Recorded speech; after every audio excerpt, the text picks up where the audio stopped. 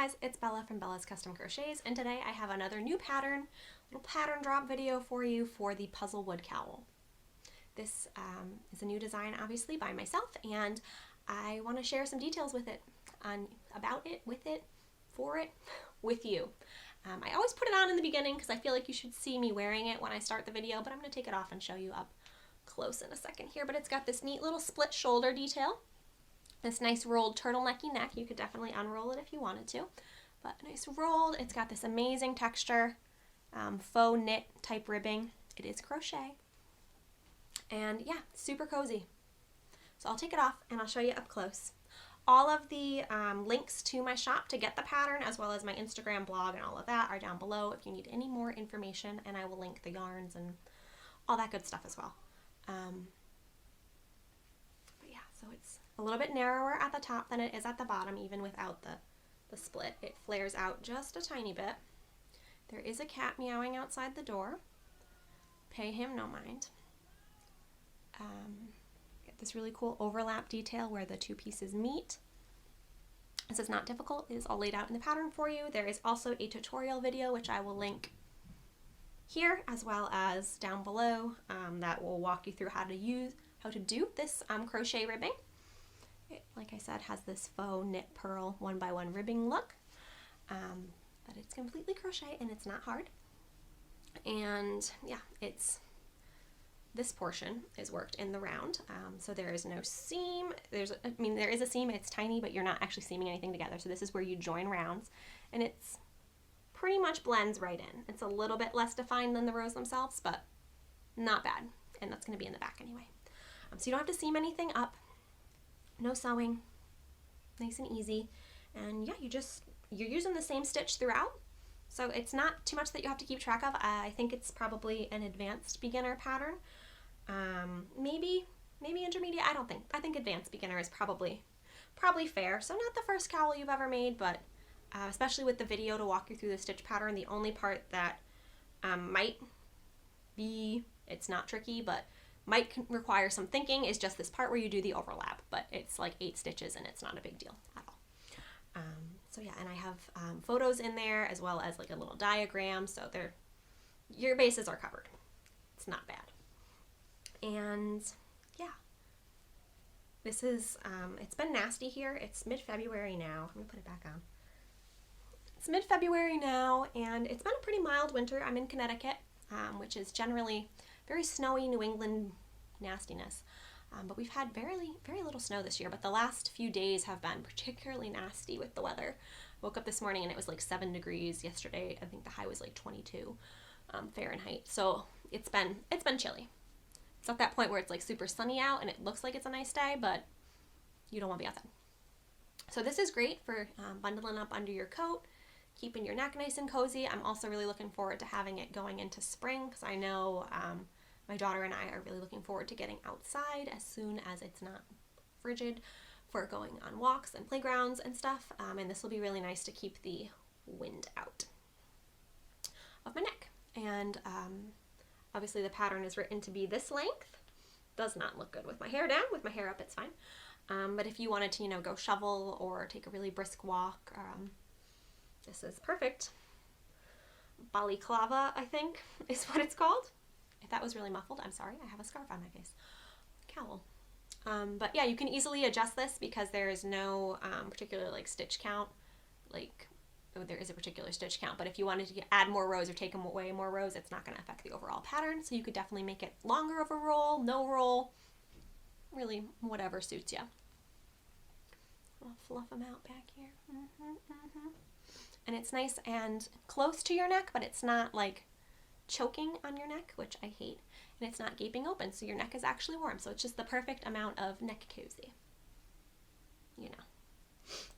So what else should I tell you? I'll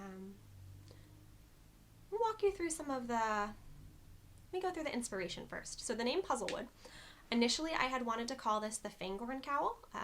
If you're not familiar, I'll just summarize the Lord of the Rings nerd background stuff. But Fangorn is a forest / a ent, just like a tree person character. in Lord of the Rings, and I had wanted to call it that because I really drew inspiration from just like gnarled old trees and mossy old growth forests and just everything that I would imagine Fangorn or those Lord of the Rings forests to be.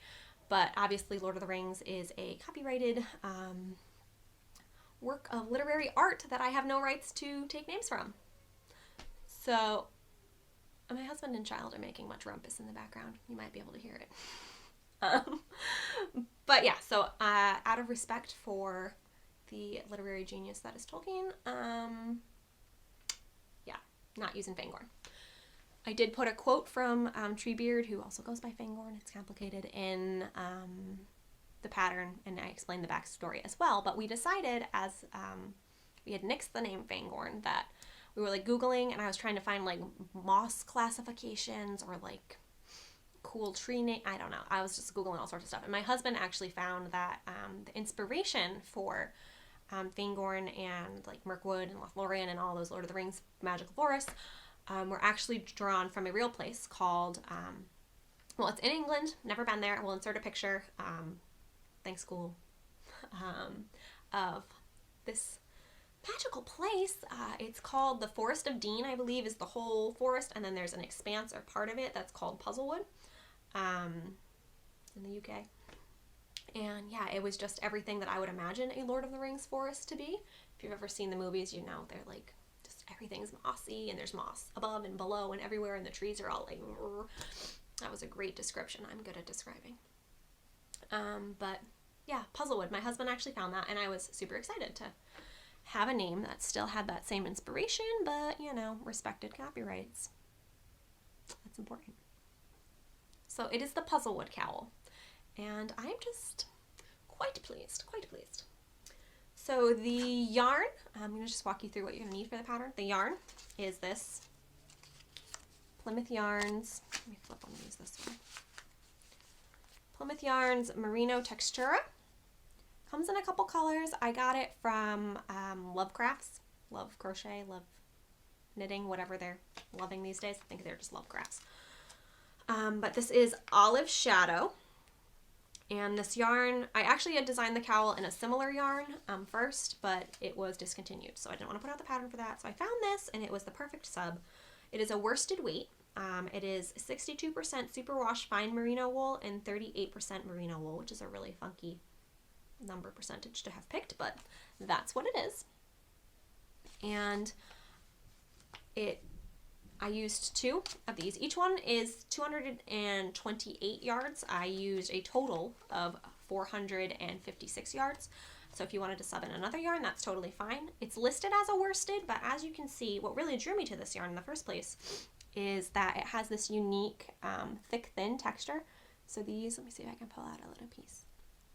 These bits here are thinner, probably more like a fingering weight yarn. And then these bits are thicker, probably closer to a heavy decay worsted. So it kind of averages out to be a worsted weight. But if I show you I'm not going to take the cowl off again, but show you the swatch. It has this, like those are the thinner bits, and then the thicker bits kind of floof out. This really cool mossy texture that I was going for. So I really recommend this yarn if you can get your hands on it. I will link a couple different places that I found it online. I'll put that down below because I know at one point Love Crafts was out of stock of it, but it is available in a couple other online shops. And if you can't find this yarn or you don't wish to use this yarn, you can use just any worsted weight yarn that you can meet gauge with. All of my testers actually did it in a different worsted weight yarn. Some of them used, my hair is wild now. Some of them used like an acrylic, and some of them used a fancier wool, and they all look gorgeous. So I did do a swatch just to compare for myself for gauge. This is just Lion Brand Heartland in Yosemite, I think is the colorway. It's the orange one. I always forget. But it's still gorgeous. It just doesn't have that nubby texture to it that this one does. I don't know if this sideways thing is really helping anybody visualize anything, but you can see that the thick thin just looks a little bit different. But you do you. Sub in whatever you want. And the first sample I made was actually striped. The pattern doesn't have instructions for stripes, but you could definitely do a scrappy Just stripe at will, people. But yeah, so I do like this yarn. It's one of those yarns that most people probably don't have in their stash, and it's not available at like Joann or Michael's or anything. So you would have to probably order it online unless you found a yarn store that carried it. But I think it makes a really gorgeous texture. So if you can get your hands on some Plymouth Yarns Merino Textura, recommend. It's very soft too because of the mix of the superfine merino and merino. I wonder if that's the thick thin parts. I wonder if the superfine is the, no, that wouldn't make sense. I don't know. I don't know how they make this yarn, but it's beautiful. Get some. So I told you the yarns, I told you the difficulty. You're going to need 2 crochet hooks to meet gauge, or you're going to need 1 to meet gauge and then one slightly smaller. I used an H 5mm and a I 5.5mm. Again, do your gauge swatch if you want things to fit properly. Highly recommend gauging. But yeah, the pattern's easy to adjust, like I said, if you wanted to make it taller. Simple. And it's meant to fit one size, like an adult size, but I put the smaller one on my daughter. Is the original, this one, the first one was a tiny bit smaller. This one I made a little bigger. But I put it on my daughter who's 15 months old, and it's cute on her, but it's obviously a little more gapey around her neck. But this would easily fit over my husband's head as well if you wanted to make a men's version. So it's got some good amount of stretch to it. And yeah, it's lovely. That's my extent of cowl modeling. So that's the Puzzlewood Cowl, guys. For the first week of the pattern release, I'll put it on the screen just so we get the dates right. There's going to be a coupon code if you want to grab the pattern in my Ravelry only. I don't do sales on Etsy. Ravelry only. If you want to get 10% off the pattern, you can use the code, what did I do? PWC10. A Puzzlewood Cowl. PWC10 for Ravelry if you want to get the pattern at a little bit of a discount. And yeah, I think that's it. So I hope that you grab the pattern, that you enjoy making it, that you check out, even if you're not making the cowl, you can definitely look at the tutorial video for the stitch if you want to learn how to do a really neat crochet ribbing that can be incorporated into tons of projects. Yeah, I think that's everything.